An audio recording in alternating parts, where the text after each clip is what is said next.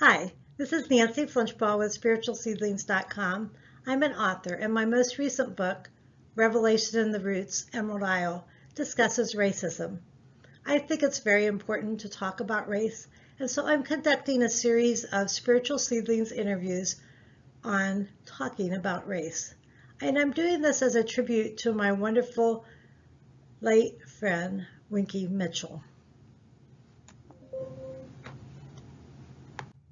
Today, I'm interviewing Mike Crockett, the Inclusion and Diversity Manager with Smoot Construction of Columbus, Ohio. He's also a minority small business consultant and a good friend of mine and of Winky. Well, welcome, Mike Crockett. It's great to see you again. Mike and I worked together at the city of Springfield for many years, and we still stay in touch. And I just wanted to start, Mike, by asking you a little bit about our mutual friend, Winky Mitchell. How did you know Winky and when? Oh, I met Winky probably about the time I started at the city of Springfield in 1988. And she was working with the city schools then. And so we did a couple of projects through the city schools and working with Winky and doing the Martin Luther King luncheon. She helped out with the schools and bringing in the schools. So we go back a little ways. She's a very, very wonderful person to work with. I think you said since 1988, right? Yes. So we're kind of doing these interviews as a tribute to Winky, who passed away unexpectedly in September. So thank you for joining me today. I was originally going to talk to Winky about this, and I had it scheduled a week after she passed away. So we will do this in honor of Winky. Yes. So first of all, I just wondered, what's the significance and importance of talking about race in America today? You know, that's a challenging question because whatever you say, everyone's not going to agree with it. So you just have to deal with your own personal feelings as far as how I feel about race. I can't speak for anybody else. I feel that we have difficulties amongst the different races. I think we have a power struggle in this country amongst races. There's a lot of things that I would like to see changed. And I'm wishing and hoping that our leaders would do something positive so that our children can have a much better world than what we're looking at right now. That's my wish. Yeah. What else? So I guess just to answer the question, you would probably say it's important to talk about it because there's still so much that needs to be done to address the problems. Yes, it is. And our leaders need to step up, on both sides of the aisle. And the races, we need to come together and talk about why it's so hard for us to get along with each other.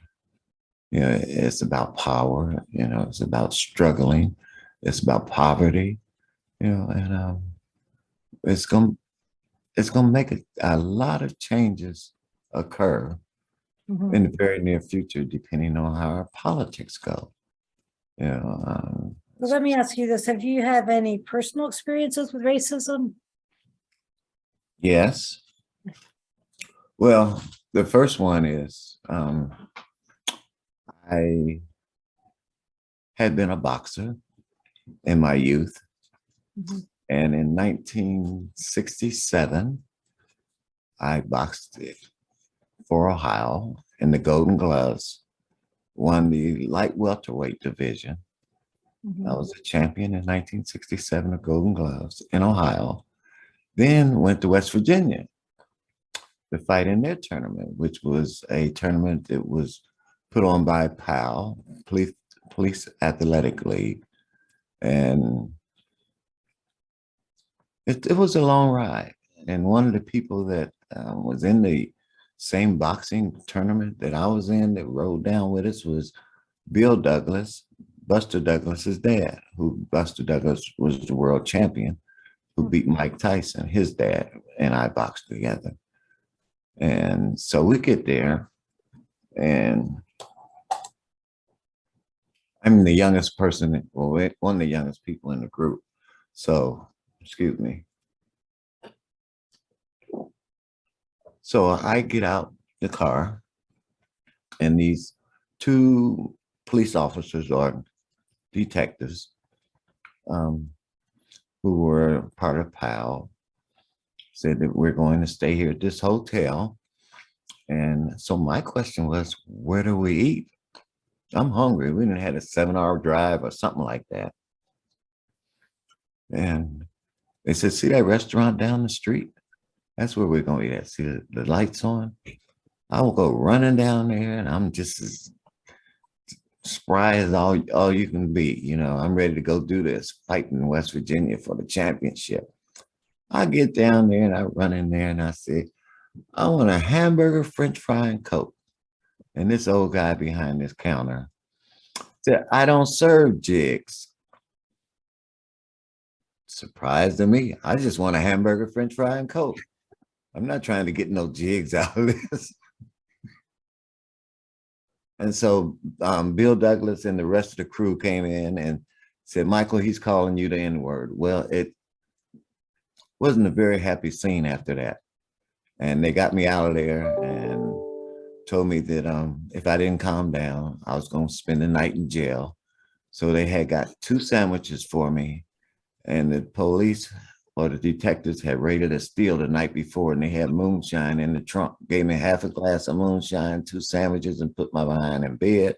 I woke up the next morning and wasn't feeling as good as I should have, but I went on and won the championship in West Virginia. So I won championships in Ohio and West Virginia for Golden Gloves, and went to the Nationals in Milwaukee that year. So it was a good experience, even though racism was involved in my good experience. Okay. Yeah, that's very graphic. I wasn't trying to be graphic, Nancy. You asked me a question. I had to tell it like it is, Yeah. like it was. You're a good storyteller. So disturbing. Yeah. So do you think it's important to discuss the issues of race in the schools? Well, I think our history is important however we get it, you know, and if it's about race and racism and segregation and slavery and this civil wars, you know, we need to know all that. You know, we're all Americans, you know, and why are we going to shut something down because it's part of our history and we don't want people to know how ugly we were back then? When you were going to school, did you learn about racism in the United States? Well, Nancy, when I went to school, it was a different atmosphere then. Now, as I got older, yes, I learned about racism, but when I was younger, we lived in our neighborhood. You didn't go outside your neighborhood, so you didn't get to deal with races, you know, and in our schools, our history books were just history books. They didn't talk about racism. They talked about slavery, but we didn't realize that back then that slavery was racism. You know, we thought it was The just answer is they really didn't talk about it in school. no, no, not till folks start marching and asking for equal rights as it should have been done back before 1964. You know, we were all created equal. Tell that to everybody. Have you heard the term critical race theory? And are you aware anywhere that that's being taught in the schools? From what I understand, critical race theories is taught at a higher level of college than the bachelor's and master's degree. Now, I don't know what to tell you. Whoever's preaching that it's being taught or teaching or say that it's being taught in elementary, junior, and senior high school, they're full of it. Okay. Not going any further with that one. That, okay. So have you ever taught people about race issues? I, when we did study circles, Right. that was the best tool to talk about race. And Winky was a part of that. Very, very, very instrumental in us doing study circles. I mean, we accomplished a lot. We brought people together who would have never sit down and talked about issues that were important, not only to them, but to our community and to our society. Study circles. That's a very dialogue. Yeah, so I was involved in that with you. And I remember it's a dialogue process where you bring people together to talk about, what's going on here, what's your personal experience, what's the cause, what would be some solutions, and then are there any actions you want to take? So you kind of, and you appreciate that way of talking about racism. Yes. Well, we agree to disagree. You're going to be who you are and I'm going to be who I am. And hopefully we can sit down and come to terms about how can we get along and improve our society and be the best people we can be to each other and everyone we come in contact with. So you think it might be good for us to have more dialogue so that we can sit down honestly and talk with each other? That would be the best way to discuss and teach about race.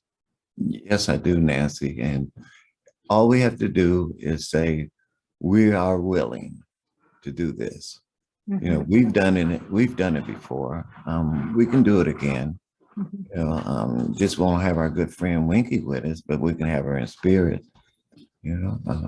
Yeah. She was very good at that, at dialoguing. There's one more thing I wanted to ask you about schools. I've heard some people say, well, we don't want to upset the children. If we start talking to them about racism, it's going to be upsetting. It's going to make them feel bad. What do you respond to that? Well, I would say that, why don't we just not talk about cowboys and Indians and, it's just crazy for us to think that we can't look at who we were and become better at who we can be. I don't get it. That's a good way of looking at it. Well, is there anything else you'd like to add, Michael? Well, Winky was a very good friend. I miss her. I know that, we're going to catch up with each other sooner or later. And my prayers are always, thinking about my friends and that I've loved and lost and those that I still have. And I enjoy being with you as a friend, Nancy. Thank you. You've taught me a lot, so I appreciate your friendship too. So thank you for talking with me, Michael. And I hope I can talk to more people too, to keep talking about race and thinking about what more we can do to build unity in our country and stop the discrimination. So, and if I can help, please let me know. I will call on you. All right. Thank you, Michael. Bye.